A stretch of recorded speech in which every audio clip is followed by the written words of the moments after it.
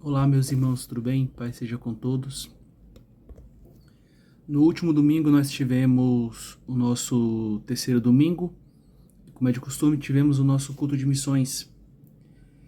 E a palavra ministrada foi sobre o tema Os Ceifeiros da Eternidade. E temos como referência o texto de Mateus, capítulo de número 9, a partir dos versos 35 ao 38.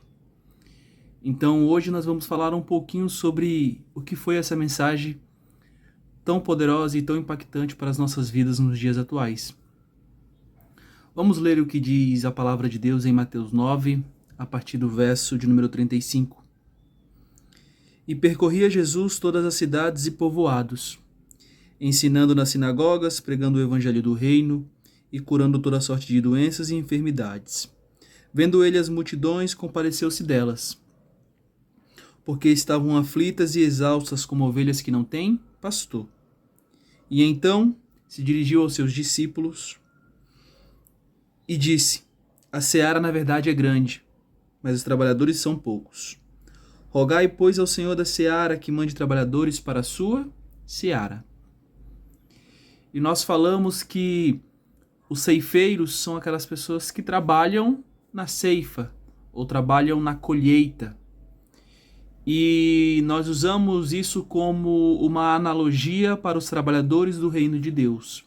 Então, o ceifeiro nada mais, nada menos é do que um trabalhador do reino de Deus. E Jesus, nessa passagem, vai nos ensinar, primeiramente, que era dentro das sinagogas ou dentro dos templos religiosos daquela época que ele ensinava às pessoas. Ensinava às pessoas não como os mestres das leis, não como os fariseus e os escribas, mas ensinava às pessoas como alguém que tinha autoridade. Jesus não ensinava como as pessoas daquela época. O interessante de Jesus é que o seu ensino não estava aprisionado aos templos, não estava aprisionado simplesmente às paredes das sinagogas, mas extravasava, extrapolava. O ensino de Jesus era um ensino prático, um ensino vivido na realidade. O evangelho tem que ser isso para as nossas vidas. O evangelho tem que ser algo prático, algo que nós praticamos dia após dia e diariamente. Porque se somos trabalhadores de Deus, nós precisamos nos esforçar em aprender, primeiramente, o que é o evangelho, o que Jesus nos deixou. E o que Jesus nos deixou? Nos deixou a vida, ele nos deixou a remissão dos pecados, ele nos deixou uma grande obra para ser feita, um trabalho a ser realizado. Então, aos religiosos e às pessoas daquela época, aos crentes, Jesus ensinava. Mas era nas ruas, era nas vielas, era no meio das pessoas que estavam aflitas, doentes, carentes, que Jesus ia para pregar. Porque Jesus sabia que na palavra de Deus e nas suas palavras havia poder para curar as enfermidades, para curar a alma daquele povo que estava tão cansado. Da mesma forma, Jesus nos ensina que devemos ir às ruas e sair um pouco de nossos templos, munidos do ensino, claro, de entendimento sim, mas precisamos extrapolar as nossas escolas e os nossos institutos para que possamos praticar na rua o que Jesus nos deixou. Porque aos seus discípulos, Jesus, ele ensina, mas sobretudo ele dá poder. Poder para quê? Para curar as vidas, para curar as almas das pessoas que estão abatidas. E não apenas a alma, mas as feridas externas. Porque em Mateus 10, no capítulo 1, Jesus vai dizer que ao enviar os seus discípulos, ele lhes deu poder. Poder para curar as enfermidades, para expulsar demônios em seu nome. Então, da mesma forma, porque cremos que Jesus nos deixou isso, nós cremos que Jesus nos dá poder para fazer a obra missionária, para poder pregar o evangelho que restaura vidas, para poder pregar às pessoas que estão aflitas, cativas e cansadas. O segundo ponto que nós falamos na mensagem foi que Jesus nos ensina nessa passagem que é necessário ter compaixão. Porque no versículo 36 vai dizer que, vendo as multidões que estavam aflitas, cansadas, como ovelhas sem pastor, Jesus teve compaixão. E compaixão, meus irmãos, não é pena. Compaixão não é sentir que aquela pessoa, ai, coitadinha dela. Não, compaixão é ter amor por esta alma, é entender o estado dela caído, o estado pecaminoso, assim como cada um de nós era antes da salvação em Cristo Jesus. Compaixão é entender a dor do outro, é participar da dor do outro. Então nós, como bons ceifeiros ou como bons trabalhadores de Deus, trabalhadores da eternidade, nós precisamos ter compaixão pelas vidas. Nós precisamos amar primeiramente as almas. Nós precisamos amar essas pessoas para que possamos cuidar delas na parte física, na parte espiritual e assim levar essas pessoas ao reino de Deus e colher essas almas para o eterno. Jesus nos deixa muito claro no versículo 36 que não faltava ensino na época. Da mesma forma, não falta a pregação do evangelho hoje, mas o que falta é um evangelho verdadeiro. É um evangelho que está mais preocupado com a vida do que com as pessoas, do que com o que elas podem dar à igreja. Servir ao reino de Deus não é sobre dar, mas sobre receber. Primeiramente, nós recebemos vida em Cristo Jesus. E aquelas pessoas estavam como hoje, cansadas, oprimidas por falsos obreiros, por falsos mestres, que buscavam, sobretudo, tirar proveito da vida daquelas pessoas. Os fariseus, como muitos pastores e muitos obreiros fraudulentos nos dias de hoje, buscam tirar proveito das ovelhas, ao invés de apacentá-las. Então Jesus, vendo essa situação, teve compaixão daquelas pessoas.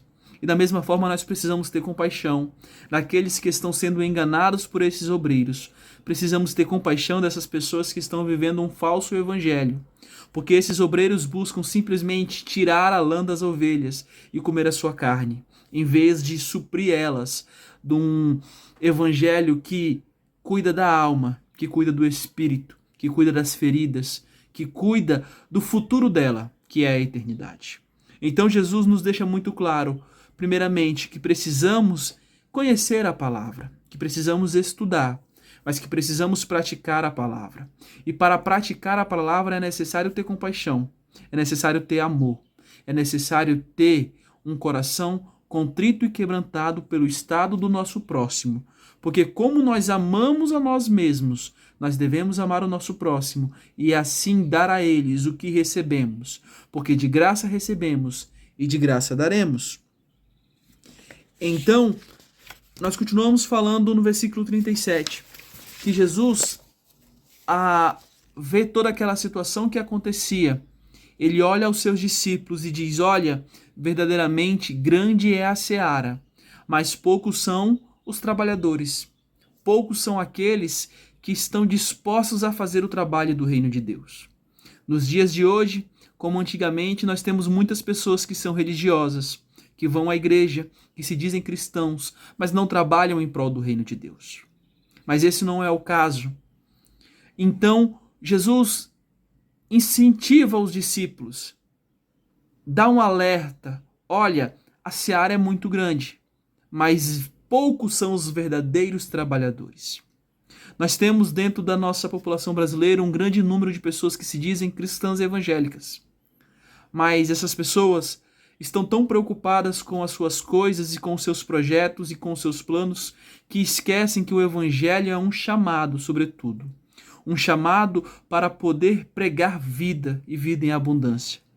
Jesus, a ser arrebatado aos céus, deixa uma missão aos discípulos, e simplesmente aos seus discípulos, aqueles que são verdadeiros. Jesus não olha e não fala para aqueles que ele não conhece, ele olha e fala para os seus discípulos, de que a seara é grande, e de que a missão é fazer discípulos, pregar o evangelho, curar as vidas, batizá-las e, sobretudo, ensiná-las. Nós precisamos ter uma vida prática. Nós precisamos abrir os nossos ouvidos e escutar o chamado de Deus para os seus discípulos nos dias de hoje. Nós precisamos ouvir de Deus o chamado para as nossas almas, para que possamos trabalhar na obra de Deus. Jesus, primeiramente, informa os seus discípulos a necessidade de mais trabalhadores, porque Jesus sabe que, da mesma forma que aqueles 12, hoje, eu e você, somos os verdadeiros trabalhadores do reino de Deus, trabalhadores munidos de ferramentas para poder colher essas vidas. Mas que ferramentas são essas que Jesus deixou, tanto para os seus discípulos, como para nós nos dias de hoje? Primeiramente, Jesus deixou ferramentas que não são armas carnais, mas armas espirituais. Armas com a qual podemos lutar contra o Deus deste século que aprisiona as almas, Satanás. E que armas são essas? Primeiramente, Efésios 6,17, Paulo, ao falar das armaduras espirituais, vai dizer, olha, sobretudo, empunham a espada do Espírito, que é a palavra de Deus. Um bom obreiro, um bom ceifeiro de Deus, um bom trabalhador da eternidade, ele manuseia muito bem a palavra de Deus. Ou seja, ele manuseia muito bem a Bíblia. É necessário ter conhecimento, é necessário estudar teologia, é necessário ir às escolas bíblicas, é necessário aprender mais de Deus e sobre o que ele ensinou. Precisamos ser como bons obreiros, que não têm do que se envergonhar, que manuseiam bem a palavra de Deus. Porque no momento certo, quando as pessoas se apresentarem a nós, nós precisamos saber responder qual é a verdadeira razão da nossa fé, que é Cristo Jesus. Então, a primeira ferramenta que Jesus deixa aos seus discípulos e a nós, trabalhadores do eterno, é a palavra de Deus, é o ensino. Consequentemente, Jesus deixa outro, que é o quê? O ensino, mas não é um ensino comum. O ensino que Jesus nos deixa não é um ensino que solidifica para as coisas terrenas, mas que solidifica a vida das pessoas sobre a rocha. E a rocha é Cristo Jesus. Mateus 24 e 25, no capítulo 7, Jesus vai dizer assim, olha, aquele que conhece as minhas palavras, ou ouve as minhas palavras, e as pratica, é como um homem sábio que edificou a sua casa sobre a rocha. E nós sabemos que a rocha é Cristo. Então, ao ouvirmos a pregação da palavra de Deus, a estudar ela e a praticar este ensino, nós somos pessoas sábias. E nós precisamos ensinar as pessoas a fazer isso. Ensinar as pessoas a guardarem os mandamentos de Deus, para que as suas vidas sejam solidificadas não sobre denominações, mas sobre Cristo Jesus, porque Ele é a rocha principal. Porque quando vierem os ventos fortes e quando vierem as necessidades da vida, que são comuns a todo ser humano, a doença, a dificuldade financeira e entre outras dificuldades, essas pessoas não se abalarão, porque terão a sua fé solidificada sobre uma rocha, sobre um ensino verdadeiro que é Cristo Jesus. Por isso precisamos manusear bem a palavra de Deus, para que o nosso ensino seja um ensino verdadeiro, para que essas pessoas tenham as suas vidas solidificadas, sobretudo, sobre Cristo Jesus. Não fazemos discípulos para as nossas igrejas e as nossas denominações, mas fazemos discípulos para o reino de Deus. As almas não pertencem à igreja A ou à igreja B, mas pertencem a Deus, pertencem ao grande pastor que é Cristo Jesus. E por último, a última ferramenta que Jesus deixa aos seus trabalhadores é o quê? A oração.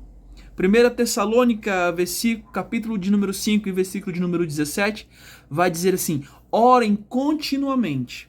A oração é uma arma poderosa. A oração, ela tem a capacidade de mover a mão de Deus em favor de seu povo.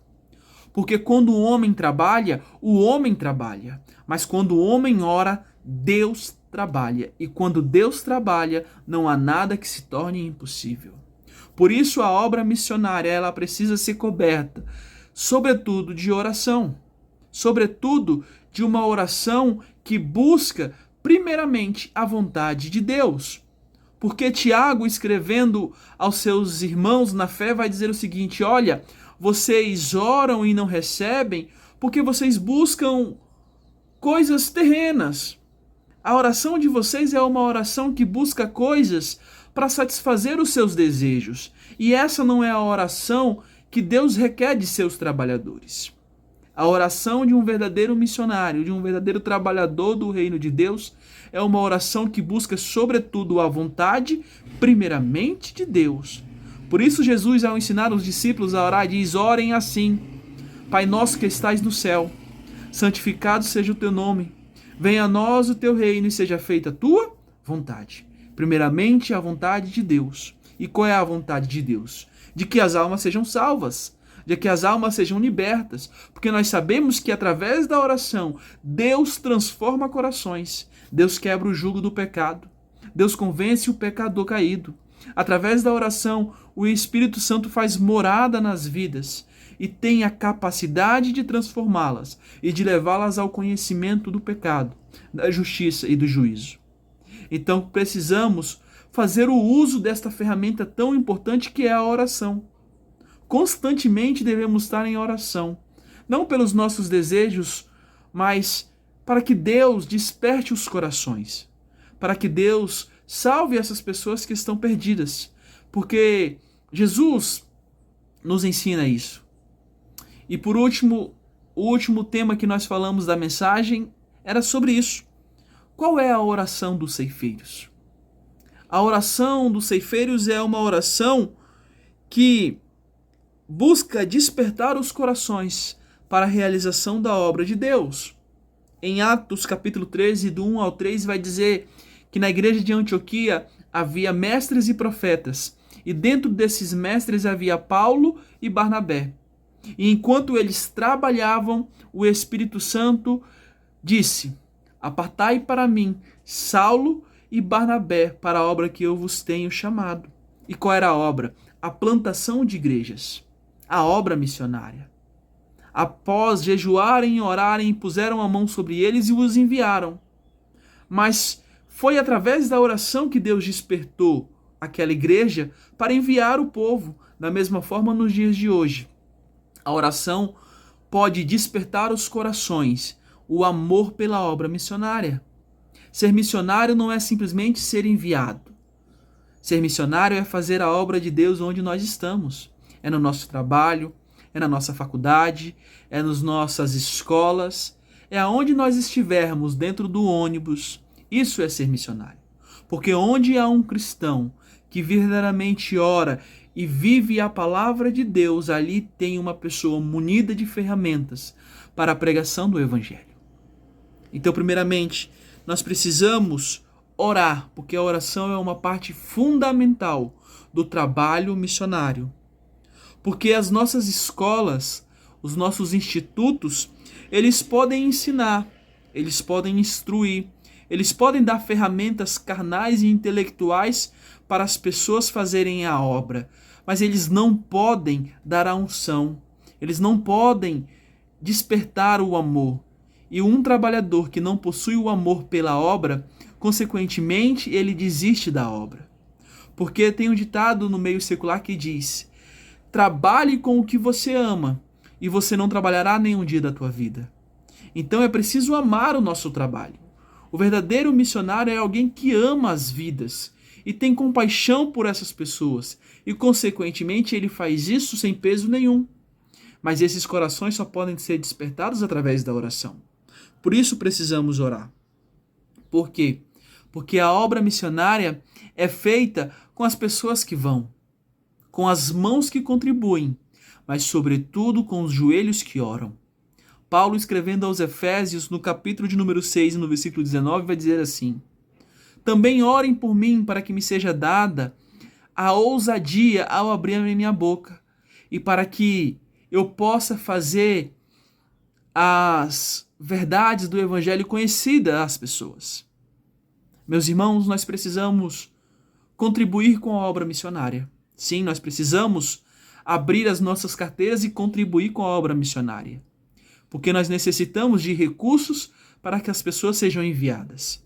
Nós precisamos de missionários que serão enviados para outras nações, para outras línguas e para outros povos. Sim, nós precisamos. Mas, sobretudo, nós precisamos uma igreja comprometida, sobretudo, com a oração. porque a oração é a base do trabalho missionário. Ou melhor, é a oração que sustenta todo o trabalho da Igreja de Deus. Jesus, todas as vezes que tinha oportunidade, ele deixava os discípulos, ele deixava a multidão e ia ao encontro do Pai no secreto, para poder entender a vontade de Deus, para poder ter forças para poder cumprir o que Deus havia delegado a ele. Antes de ser crucificado, Jesus se encontra no Getsemane orando, dizendo: Pai, afasta-te de mim esse cálice, mas sobretudo que seja feita a tua vontade. A obra missionária não é fácil. O trabalho do reino de Deus, ele muitas das vezes requer de nós tudo, e mais um pouco. Mas através da oração, Deus nos dá forças, como deu para Jesus no Getsemane, para suportar a sua vontade, para suportar o trabalho, para suportar as dificuldades das andanças. Por isso, meus irmãos, o que fica de principal desta mensagem pregada neste domingo é o quê? Nós precisamos nos levantar, nós precisamos orar, nós precisamos praticar o Evangelho. Jesus está nos fazendo um chamado para que possamos despertar as nossas mentes, os nossos corações. Precisamos ter luz nas nossas mentes, mas sobretudo ter fogo nos nossos corações. Esta frase dita por um grande pregador do Evangelho, o pastor Hernandes Dias Lopes. E aqui deixo a referência a ele. Essa frase pertence a ele, mas é uma frase muito verdadeira para a obra missionária. Não podemos ficar aprisionados simplesmente dentro dos nossos templos, mas precisamos orar para que Deus desperte as vidas, não só as vidas que serão salvas, mas os nossos corações para o trabalho da obra missionária. Pense nisso, reflita nessa mensagem e que Deus te abençoe.